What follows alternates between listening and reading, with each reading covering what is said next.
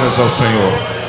Meus irmãos, no texto bíblico que nós lemos no início do nosso culto, na Epístola do Apóstolo Paulo aos Filipenses, no capítulo 2, apenas alguns versículos, quando Paulo diz assim: portanto, se há algum conforto em Cristo, se há alguma consolação de amor, se há alguma comunhão no Espírito, se há alguns entranháveis afetos e compaixões, completai o meu gozo para que sintais o mesmo, tendo o mesmo amor, o mesmo ânimo, sentindo uma mesma coisa. Podem repetir comigo? Tendo o mesmo amor, o mesmo ânimo, sentindo uma mesma coisa. Mais uma vez, tendo o mesmo amor, o mesmo ânimo, sentindo uma mesma coisa.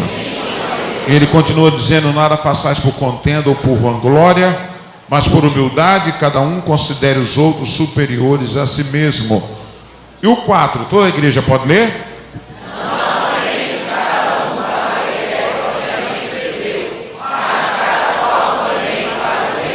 E o 5, o mesmo sentimento que houve também em Cristo Jesus. Até aqui, meus irmãos, esse texto, em que pese ele seja direcionado para a igreja de Filipos, aos filipenses, mas Paulo falava para uma igreja que trabalhava, uma igreja que tinha trabalho realizado, que realizava trabalho. Mas o que acontece? Por que o apóstolo Paulo teve a necessidade de dar esse sentimento para a igreja? As pessoas estavam fazendo as coisas com motivações diferenciadas, não é? E na terça-feira passada nós estudamos aqui um pouquinho sobre a tentação, as tentações que Jesus sofreu no deserto, onde todas elas estavam embutidas naquelas 3 situações, não é? E se nós formos olhar a Bíblia, abra a sua Bíblia agora em 1 João capítulo 2 e versículo 16. 1 João capítulo 2, versículo 16. 1 João capítulo 2, versículo 16. Os que acharam podem dizer amém? Amém. Vamos ler todos juntos? 1, 2, 3.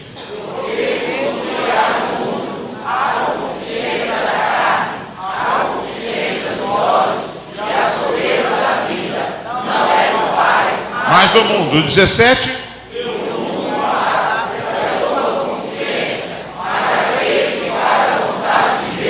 Permanece para sempre.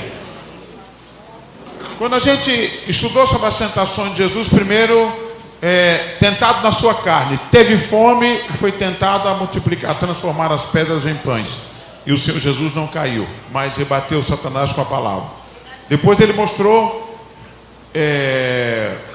todos os reinos do mundo eu te dou. Ele não tinha poder nenhum para dar para Jesus, mas blefou.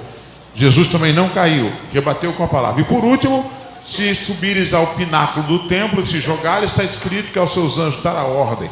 Essas 3 tentações estão embutidas nesse versículo aqui. Repita comigo: concupiscência da carne, concupiscência dos olhos e a soberba da vida. 3 motivações que Satanás tentou jogar para Jesus, Jesus não caiu. E nós hoje, amados, precisamos ter cuidado como cristãos em tudo que fazemos, para não fazermos com essas mesmas motivações. No versículo 15, anterior que nós lemos, João diz assim: não ameis o mundo nem o que no mundo há. Se alguém ama o mundo, o amor do Pai não está dele. Aí ele fala: porque tudo que há no mundo, qual é esse tudo? A concupiscência da carne, a concupiscência dos olhos e a soberba da vida. Repita comigo: concupiscência da carne, concupiscência dos olhos, a soberba da vida. O que é concupiscência? É um termo usado para designar a cobiça. Repita comigo: cobiça. Agora diga: ou apreço por bens materiais, como também prazeres sexuais. Concupiscência da carne, coisa que a carne não deixa você, ela sobrepõe. Às vezes a gente pensa em pecado, você pensa logo em pecados de ordem sexual, seja adultério, seja fornicação. Isso não está fora, está aqui dentro. Mas não é só isso não. Jesus, no caso, a questão era a fome que ele estava passando. Mas para que ele pudesse matar a sua fome obedecendo o diabo, ele tinha que quebrar um princípio divino. E nós temos que ter cuidado para não quebrar esses princípios divinos em muitas coisas dentro da casa de Deus. É importante fazer? É necessário fazer? Mas a pergunta, qual é a nossa motivação? Diga comigo, qual é a nossa motivação? Esse termo consciência se originou a partir de outros termos, mas na verdade é o que tem um forte desejo. Algumas religiões, a nossa, o cristianismo, determina isso como libertinagem, lascívia carnal, não é? Uma ação pecaminosa. E tudo, irmão, e tem coisas que o fato em si não é pecado, mas o exagero dele pode ser pecado. Por exemplo, comer. É pecado comer, sim ou não? Não, é necessário comer. Mas a Bíblia condena a glutonaria. Está escrito. Comer além do que tem fome, sei lá, para mostrar não sei o que. Aparecem as pessoas na televisão comendo aí dezenas de sanduíche, não é? Ou pratos que parecem a Mata Atlântica de altura. É pecado, está escrito. A concupiscência da carne se manifesta não apenas na busca por prazeres ilícitos, mas também na busca excessiva de coisas lícitas. Existem coisas, e até na vida comum, biologicamente falando, que elas não são um erro. Você pode comer, mas você não pode exagerar. Algum de vocês pode lembrar de alguma coisa? Não vou falar nada aqui que eu não quero fazer uma merchandising, não é? Você comer uma barrinha, mas comer 10 está errado, não é? E outros alimentos, se você exagerar, está errado. A palavra de Deus nos leva a equilíbrio. Repita comigo, equilíbrio. Uma vida de equilíbrio, meus irmãos, não é? Muitas vezes algumas coisas que passam a ser exagero na nossa vida, elas podem ser tratadas como idolatria. Não é pecado ter um carro, não é pecado gostar de carro, mas você deixar Deus em segundo plano por causa do seu carro é pecado. Você está idolatrando o carro, ou a casa, ou qualquer outra coisa. Não pode tomar o lugar de Deus.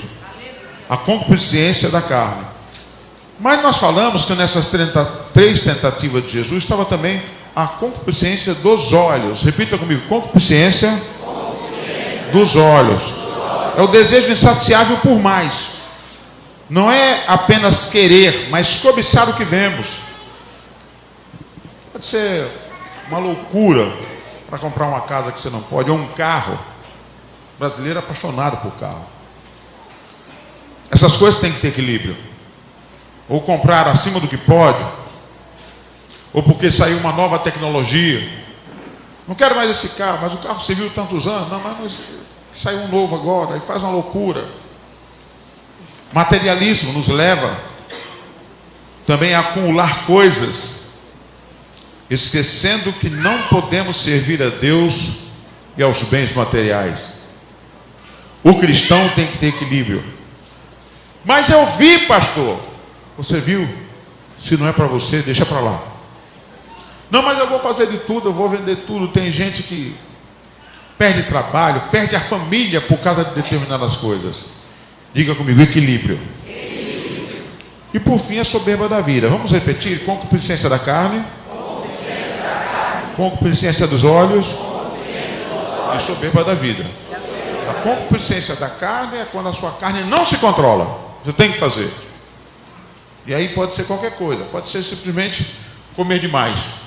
Ou querer, por exemplo, o sexo oposto que não é seu, que não é lícito. Seja para homem como para mulher.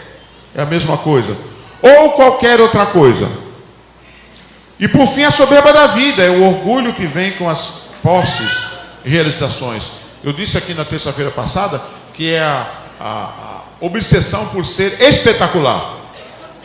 Não basta eu pregar o evangelho, eu tenho que ser o melhor pregador. Como dizem os americanos, o the best, o maior. Né? Eu tenho que ser. Irmão, faça o seu melhor. Quanto a ser o melhor, deixa que Deus vai tratar esse negócio. Amém? Quem entendeu? Vamos fazer o nosso melhor. A gente não tem que fazer para ser o melhor. A gente não tem que fazer para ser reconhecido. A gente não tem que fazer para ganhar uma placa. Vamos fazer para Deus o nosso melhor. E nessa inversão de valores, amados, nós precisamos ter cuidado no reino de Deus, seja lá o que a gente faz. Você cantar, tocar, pregar, varrer o chão da igreja, ou fazer coisas que ninguém vê. Nós não podemos fazer motivado por essas concupiscências. Porque estamos fazendo, mas está errado. No texto que nós lemos de Filipenses, Paulo fala: nada façais por contenda, e nem por vanglória, porque senão você não vai receber nada.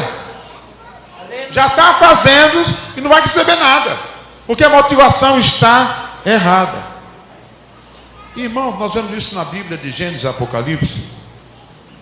Lá no livro de Gênesis, Gênesis 11 e versículo 4, e disseram, é a história da Torre de Babel: edifiquemos nós uma cidade, e uma torre cujo cume toque nos céus. Diga comigo, uma torre cujo cume toque nos céus, e façamos-nos um nome.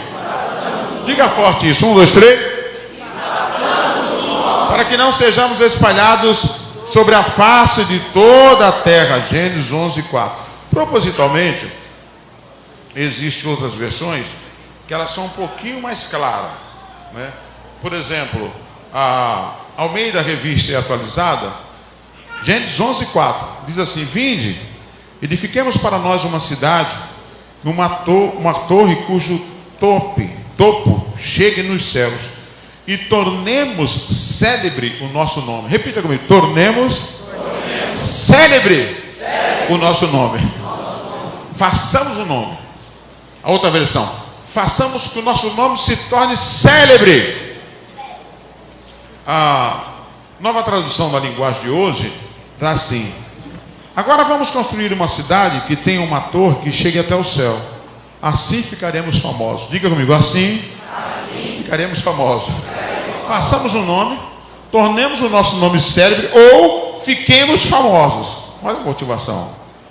E depois a NVI, mesmo texto, Gênesis 11, 4, ela diz também: vamos construir uma cidade com uma torre que alcance os céus. Assim o nosso nome será famoso. Diga comigo: assim o nosso nome será famoso, e não seremos espalhados pela face da terra.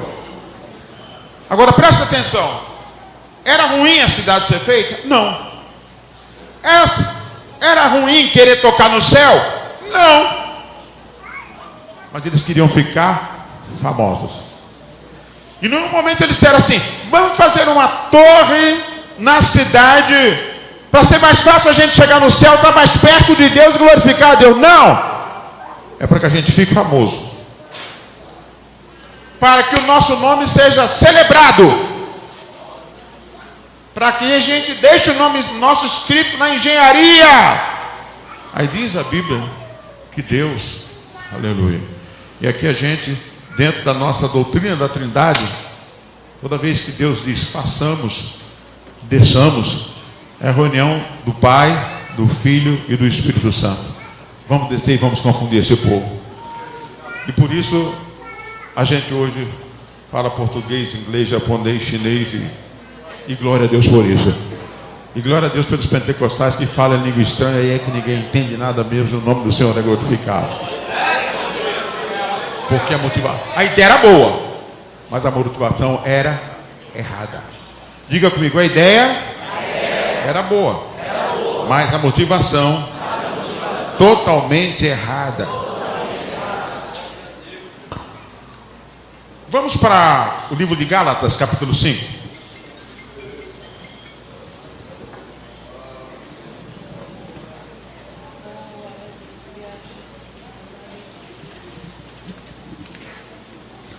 Versículo 16 até o 26, eu quero ler com toda a igreja. Gálatas capítulo 5, versículo 16 até o 26. Quem achou, diga amém, está na tela já. 1, 2, 3. Digo, porém, o quê? Andai em espírito, e não cumprireis a concupiscência da carne. Porque a carne conquista contra o espírito, e o espírito contra a carne. Eles se opõem-se um ao outro. Para que não façais o que quereis. 18.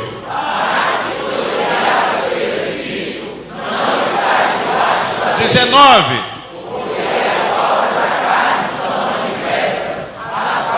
Quais são elas? Prostituição, impureza, lascívia, idolatria, feitiçaria, inimizades, porfias, emulações, iras, pelejas, dissensões, 21.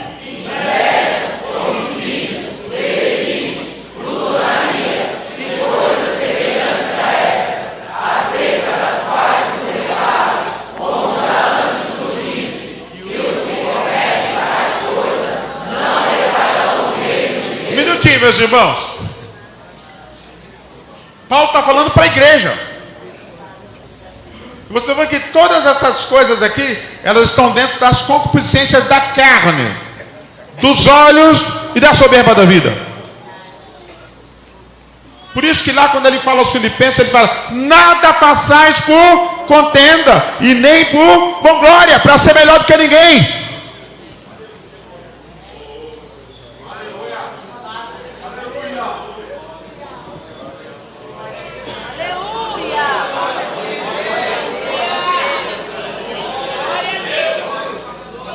Eu vejo essa palavra aqui, irmão, como uma agulha, entendeu?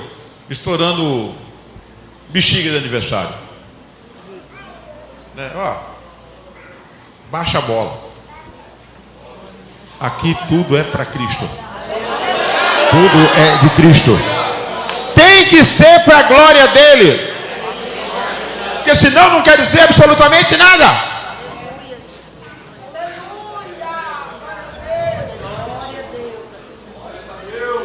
Aleluia. E ele convida a partir do 22, o que a gente deve fazer?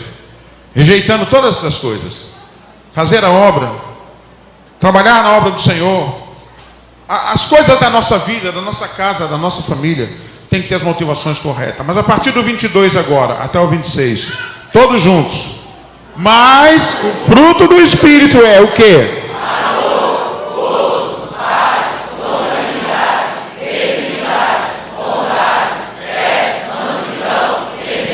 23, contra essas coisas não há lei. É mais ou menos assim: pratique sem moderação.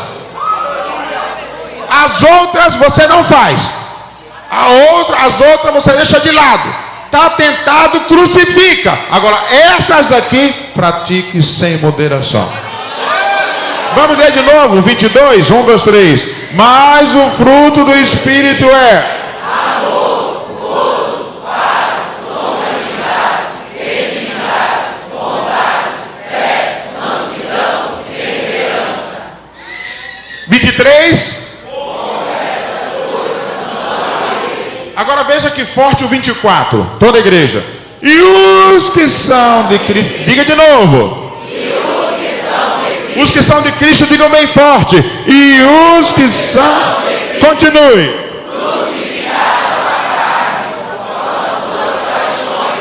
Concupiscência, já crucificaram.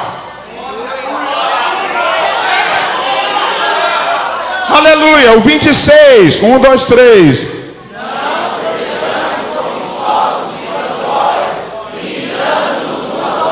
Invejando-vos uns aos outros. Quando nós somos cobiçosos de vanglória, trabalhamos para ter vanglória, a gente fica irritando uns aos outros, invejando-nos uns aos outros. Porque quem é cobiçoso de vanglória, quem quer fazer um nome, quem quer ser famoso, quem quer ser célebre, não é? Hoje a gente tem, e a gente precisa vigiar, irmão.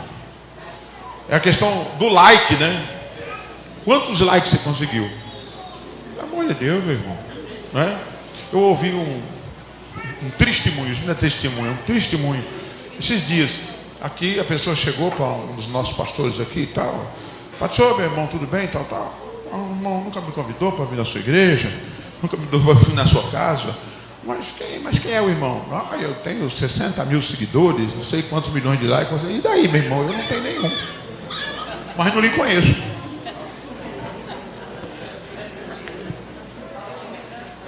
E a pessoa fina postando, irmão, o que não presta, porque é o que dá like. É o que dá like. Coisa, tem que ser isso mesmo. Não. Hoje em dia, para, irmão, que esse negócio é o Senhor que nos eleva. É o Senhor que tem para nós reservado de melhor que Ele tem. Pode ser que a gente não tenha reconhecimento aqui nessa terra. E se não tiver, não tem problema nenhum. No céu está garantido. O meu galardão está comigo para dar a cada um segundo a sua obra. Até aquela obra que ninguém viu, aquela obra que não deu um like, aquela obra que você não recebeu certificado, aquela obra que você não teve uma placa, aquela obra que não te deu o título, essa obra está registrada no céu. Você pode glorificar o Senhor por isso? Glórias ao Senhor para todo sempre. E até me chama a atenção que quando o apóstolo Paulo fala tudo isso, ele está condenando quem faz por vanglória, quem quer cobiçar, quem finta irritando os outros, invejando os outros. Porque, irmão, tem coisa pior do que uma pessoa invejosa? É complicado. Porque, por mais que a gente tenha a pessoa faz tão questão de mostrar que é invejosa, que a gente quer ir para o céu junto, irmão, mas às vezes não dá para comungar. É complicado. E o apóstolo está dizendo que isso cria problemas no meio da igreja. Querendo ser mais do que o outro. Tem gente que sempre assim, dele é mais, irmão.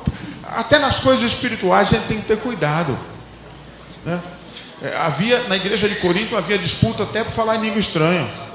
Paulo falou, para com isso, irmão. Vamos menos aí, é necessário que tenha intérprete. Quando 2 ou 3 falaram, os outros escutem, e é o seguinte, é necessário que tenha intérprete. E ele falou assim, e eu não quero me gloriar não, mas se for para disputar, eu falo mais do que todos vocês juntos. Mas eu não estou aqui para fazer isso não, estou aqui para pregar a palavra.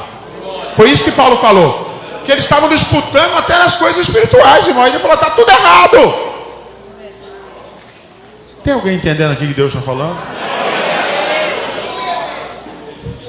Vamos para a Bíblia. Uma outra coisa interessante, no texto que nós lemos de Filipenses, Paulo fala uma coisa interessante assim. Um dos versículos ele fala assim, não atente cada um propriamente para o que é propriamente seu, mas atente para o que é dos outros. Se você for olhar, talvez algumas outras versões, você vai ouvir assim, ó. Não atente cada um somente, diga somente, para o que é seu, mas atente também para o que é dos outros. Ele nem está dizendo que é errado você defender o seu lado, mas tem que defender também o dos outros. Tem gente que só defende só o dele. O pastor Ulisses que me ensinou uma frase, acho que era do tempo que ele era de Pernambuco. Quando a farinha é pouca, meu pirão primeiro. Não, vamos defender a farinha. Não, a água está pouca, não dá para todo mundo beber, todo mundo dá uma bicada aqui, todo mundo vai beber. Não, deixa eu matar minha sede primeiro, depois sobrar para vocês. Não, irmão, o crente não é assim. Não é?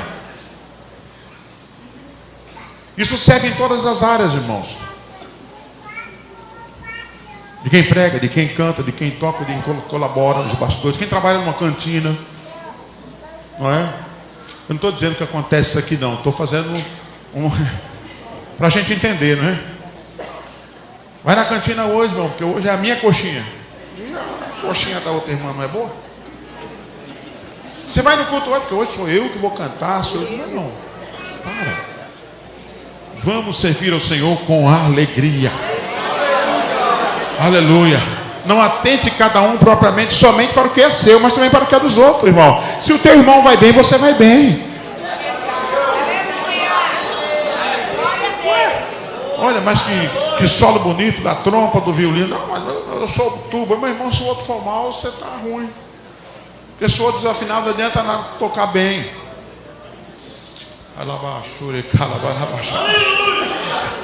Eu quero participar de um culto, eu quero cultuar o Senhor num culto abençoado. Todo mundo tem que cantar, tem que ir bem, glória ao Senhor. Seja lá quem for pregar, que vá bem em nome de Jesus. Quem for cantar, que vá bem em nome de Jesus. Que o nome de Jesus seja glorificado. Se eu saio de uma igreja, que o outro que chegar seja melhor do que eu. Aí é difícil, né, pastor Carlos? Por essa causa te deixei em Creta, para que coloques em boa ordem as coisas que ainda, fala que esse mundo lá, ninguém faz tudo até Jesus voltar.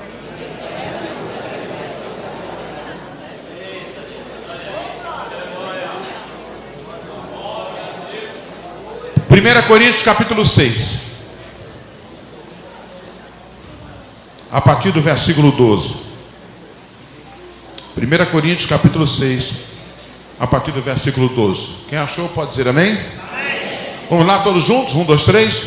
Todas as coisas me são listas. Mas todas as coisas convêm, todas as coisas me são listas, mas eu não me deixarei dominar por nenhum. Um minutinho só antes de ir para o 13. O que o Paulo está dizendo é o seguinte aqui: na igreja do Senhor ninguém está obrigado a nada. Ah, porque eu não posso. Ah, porque o pastor não deixa. Quem sou eu para tomar conta da sua vida? Agora eu prego a palavra. E eu sou constrangido pela palavra. E cada um de vocês, todos nós somos constrangidos pela palavra. Paulo fala assim: eu posso fazer o que quer, só que só tem uma coisa. Nós podemos fazer o que quisermos. E até aí é a nossa decisão. Só nós temos capacidade de medir as consequências. Quem desobedece a Deus tem que saber que está desobedecendo a palavra do Senhor. E as consequências não estão na sua mão. Todas as coisas me são listas, mas nem todas me convêm. Todas as coisas me são listas, mas eu não me deixarei dominar. Diga dominar. Olha que coisa interessante. E agora eu volto para as concupiscências. Da carne, dos olhos e da soberba da vida. Porque tem gente que ele se deixa dominar e fala: mas eu posso qualquer coisa. Pode. Já que você não consegue se dominar, não se libertou ainda, não crucificou as paixões da carne. Vamos em frente, o 13 em diante. 1, 2, 3. Os manjares.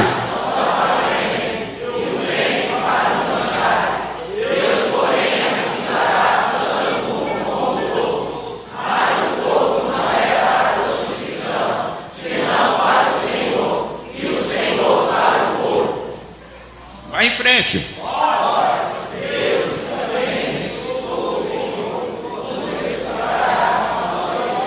15.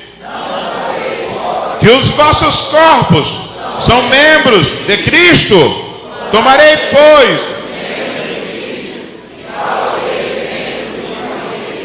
Não. 16.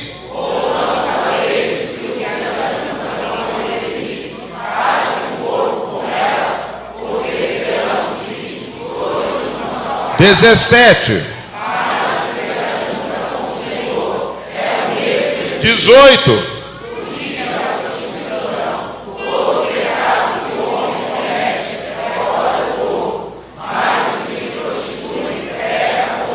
Dezenove.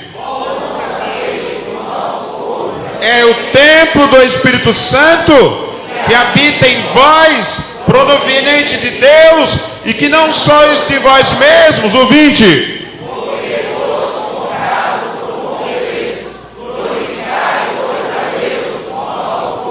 E no vosso espírito, os quais pertencem a Deus. Pastor não deixa. A igreja não, pastor prega a palavra. É a palavra que diz que o templo do Espírito está unido com o Senhor. E aqui ele está falando de uma maneira genérica. É tanto o homem como a meretriz, ou uma mulher de maneira contrária, da mesma forma. Quem serve ao Senhor faz parte do corpo de Cristo. E esse corpo é o templo do Espírito. Templo do Espírito. Diga mais forte: templo do Espírito Santo. Se o templo é do Espírito Santo, nós não podemos fazer o que a gente quer.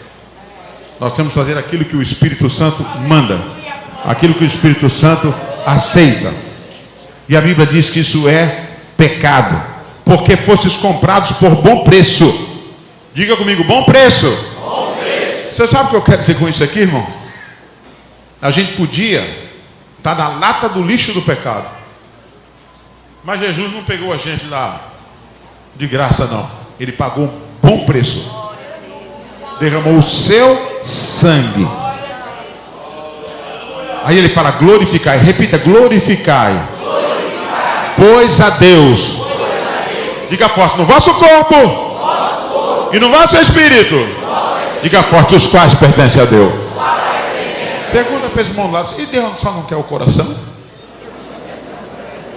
Não é o que falam hoje, né? Mas não é o que a Bíblia fala. O vosso corpo e o vosso espírito, os quais pertencem a Deus. Quantos podem glorificar o nome do Senhor? O versículo 18 ele diz assim: fugir da prostituição. Diga comigo, fugir da prostituição. A Bíblia manda resistir o diabo, mas da tentação ele manda fugir. Vamos para 1 Coríntios 10.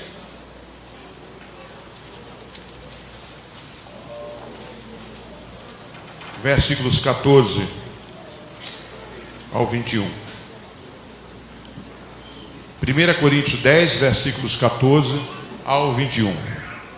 Já está na tela, vamos lá? Todos juntos, 1, 2, 3. Portanto, meus amados, um minutinho só, deixa a Bíblia aberta.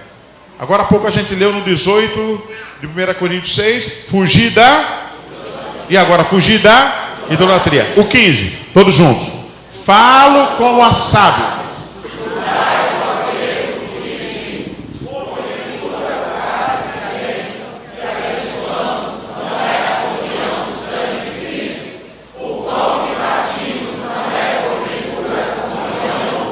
Dezessete.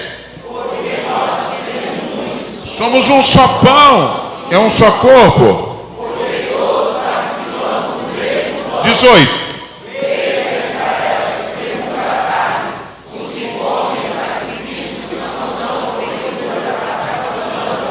19.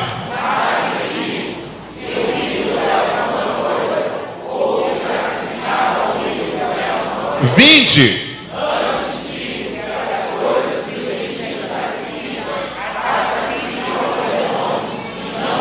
Continue. Vamos ler de novo essa frase. 1, 2, 3. E não quero que sejais participantes com os demônios. 21.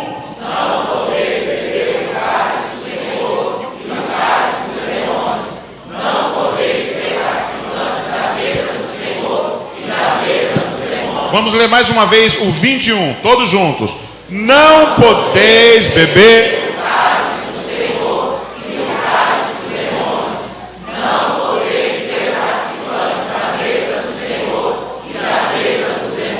Meus irmãos, quando ele fala fugir da idolatria, e ele fala para que a igreja tenha cuidado em participar das coisas sacrificadas aos ídolos. A gente fala, pastor, mas eu nunca fui em nenhum sacrifício desse tipo. Eu nunca fui em nenhum sacrifício onde sacrificaram lá um bode, uma galinha preta, qualquer coisa assim. Mas ele está dizendo que seja lá o que for, mesmo que você não saiba, e aquilo foi sacrificado, e aquilo não tem nada a ver com a nossa fé, e você pratica, ou você consome, ou você ouve, ou você come, é como se você estivesse lá dentro praticando. Está escrito. Pastor, como é que é isso? Vou dar um exemplo para você. Eu sou do tempo que crente era crente mesmo. A gente aprendeu assim, agora você é crente, né? Aceitava Jesus domingo à noite, levantava a mão na igreja, aí sai do culto, já ia para casa, o pai na fé, agora você não faz isso, não faz aquilo, porque você é crente. Mas hoje não, nada a ver, nada a ver. Os da igreja falam nada a ver. Aí você pega, entra no seu carro, na sua casa ou na televisão, liga num show de rock lá, camarada matando galinha em cima do palco, bebendo sangue, e você é servo do Senhor, se deliciando. E lá entrando na sua mente, na sua visão, no seu coração. E você é servo do Senhor, dizendo que está servindo ao Senhor, esperando Jesus voltar. Como é que pode um negócio desse? Eu sou do tempo que só tinha dois tipos de música no mundo. A música de Cristo, a música cristã, a gente chamava moda, né? Esse pessoal nem sabe. Esse moda que é roupa. Isso vem do tempo da moda de viola. Só o pastor Ulisses lembra disso. Então tudo que era música popular era moda, MPB e tal. Crente não ouvia, não cantava, não ouvia, não oferecia, né? Hoje, se vacilar, tem irmão ligando para a rádio oferecendo moda de viola para outro crente que está aniversariando, irmão. A gente ofereceu 15, 212, 300. Não é verdade? Os mais novos sem ovelhas. E os irmãos que estavam namorando, eu te amo como a abelha ama a flor. Mas era hino. No final estava Jesus lá. No final estava Jesus. Agora, irmão, um crente, meu irmão, com caixa de fósforo, cantando música do Zeca Pagodinho, e o cara chapado. Vocês estão rindo, mas vocês sabem que é verdade. Não vai ter nada a ver, lógico que ninguém, irmão. O pastor não vai entrar no teu carro, não vai desligar, não vai entrar na tua casa, mas a consequência você vai ter que representar, vai ter que prestar conta para Deus. E não é só isso não, eu falei música, irmão. Tem roupas sacrificadas a ídolos, cores sacrificadas a ídolos, maquiagens sacrificadas a ídolos. Pastor, mas o senhor vai falar de maquiagem? Não, eu estou falando que isso existe, isso é verdade. Agora, como é que você vai se lidar com isso como servo e serva do Senhor? Isso serve para homem e para mulher? Você tem que se mobilizar através da palavra. Irmão, sabe por quê? O Espírito Santo fala ou não fala? Como é que de repente eu sou de Deus, eu ando com Deus, né? Vivo cheio de Deus, chego num culto, choro, viro os olhos, dou até umas carreiras. O senhor está criticando? Não, só estou falando. E no outro dia o Espírito Santo não fala nada. Que isso não vai bem, que isso não está certo. Isso serve para homem, serve para mulher. Como é que a gente se porta? Como é que a gente se veste? Como é que a gente anda? Tem decência nisso? Tem um cheiro de Cristo nisso? Ou a gente, e quem não conhece a Cristo é a mesma coisa? Está errado. Você sabe o que é o correto, irmão? Rapaz, você é pastor? Não, não sou não. Por quê? Você tem jeito de pastor. Você falou como pastor aí. Você é crente? A senhora é cristã? O que foi? Não, pelo seu jeito, irmão, o Espírito Santo mostra. Agora, como é que o crente, que se diz cristão, espera Jesus voltar? Ele faz tudo aquilo que não é viável a um cristão, o Espírito Santo não fala nada?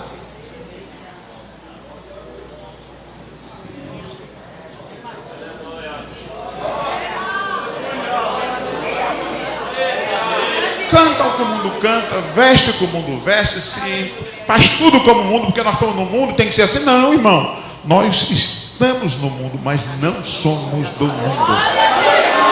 Vou repetir, estamos no mundo, mas não somos do mundo. Estamos no mundo, mas não somos do mundo. Seja o vosso proceder diferente do mundo. E o Paulo fala assim: quando você toma o cálice, não é o sangue do Senhor. Quando você come o pão, não é o corpo do Senhor. Não acredita nisso? Como é que agora você faz todas as coisas do mundo, sacrificadas aos ídolos do mundo, sacrificadas a demônios? O pão e o cálice te abençoam, mas a música do mundo que você canta, o programa indecente que você liga na sua casa ou assiste na internet, não te amaldiçoa?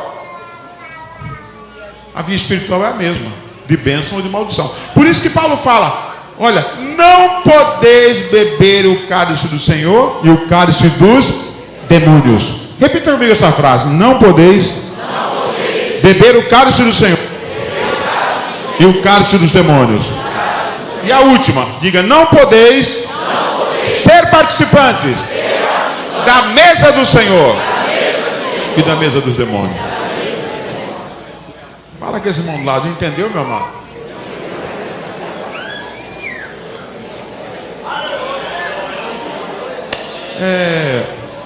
Talvez vocês tenham visto um pastor famoso responder uma das perguntas no Instagram: pastor tem poder de falar para a pessoa tomar ou não tomar ceia? Ora, aí não, pastor não manda a minha vida, a sua consciência é que manda. É verdade, irmão, pastor não, mas só que é o seguinte: por isso que tem gente hoje que não quer conversar com o pastor, quer passar distante do pastor. Porque se ele perguntar um negócio, mas por que o irmão tem dúvida? Meu irmão, você precisa se consertar. Porque está escrito que você não pode participar da ceia do Senhor, da mesa do Senhor, e ao mesmo tempo da mesa dos demônios. Diga comigo: está escrito. Puxa, pastor, essa mensagem hoje é essa que Deus mandou, irmão. Vamos terminar? 1 Tessalonicenses, capítulo 5.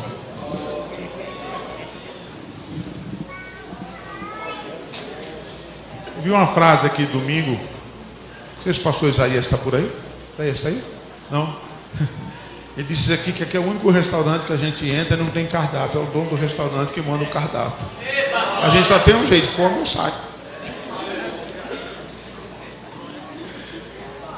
1 Tessalonicenses 5, 12 a 23. Quem achou, diga amém. Amém, amém, igreja? Amém. Tem crente aí para esperar o final do culto comigo? Amém. Amém. Então vamos lá. 1, 2, 3. E rogamo-vos, irmãos,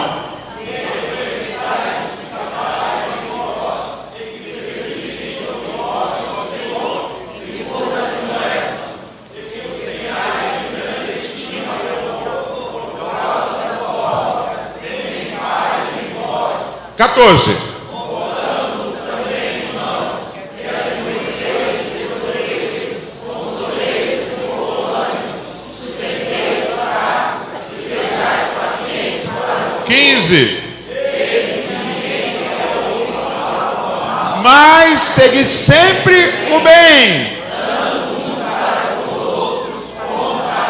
16, 17, 18.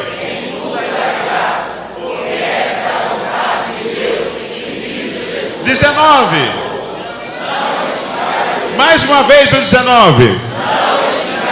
20. 21. Agora o 22. Abstendo-vos de toda aparência do mal. Fugir da prostituição, fugir da idolatria, e abstenham-se de toda aparência do mal. Em outras palavras, exercitem fugir dessas coisas. O 23 para terminar.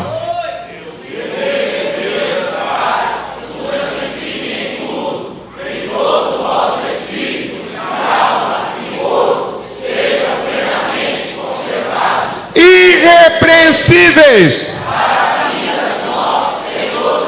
Repita comigo: e todo o vosso espírito e alma, diga forte, e corpo, sejam plenamente conservados, irrepreensíveis, para a vinda de nosso Senhor Jesus Cristo. Quantos podem glorificar o Senhor? Fiquemos de pé.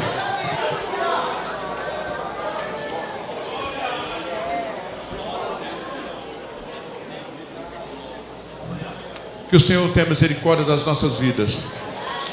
Que nós possamos agir nesse mundo até a volta do Senhor Jesus, com a melhor motivação, que é servir ao Senhor.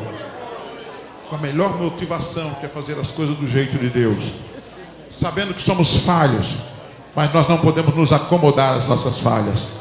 Sabendo que podemos até errar, mas sabemos que há um advogado. E não simplesmente fazer assim: ninguém manda na minha vida. Irmão, quando a gente aceita Jesus, nosso nome é escrito no livro da vida, a gente não faz mais o que a gente quer. Daqui para frente é o que Jesus manda, do jeito que Ele manda.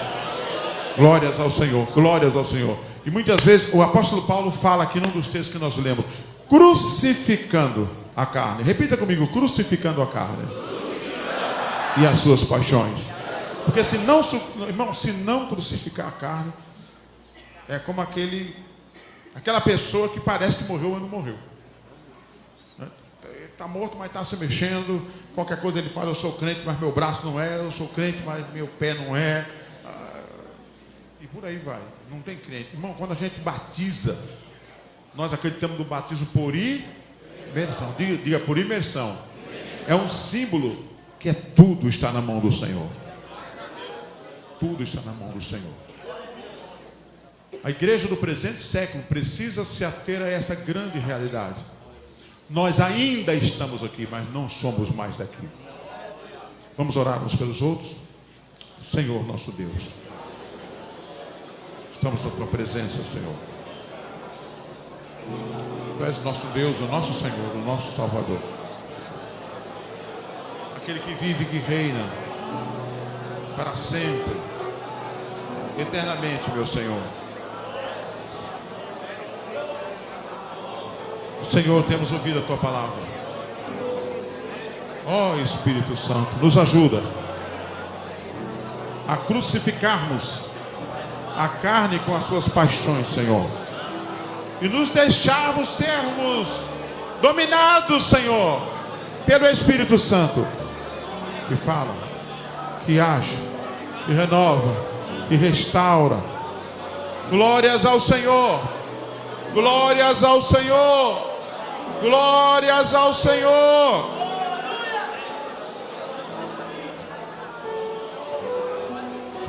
Renova a igreja, Senhor. Restaura-nos, Senhor. Nos coloca no teu prumo, Senhor. Nos alinha segundo o teu caráter, espírito, alma e corpo. Glorifica Jesus Cristo, meu Pai. É a nossa oração através das nossas vidas. Em nome do Senhor Jesus. Amém, amém. Dê um abraço para o irmão da direita, da esquerda.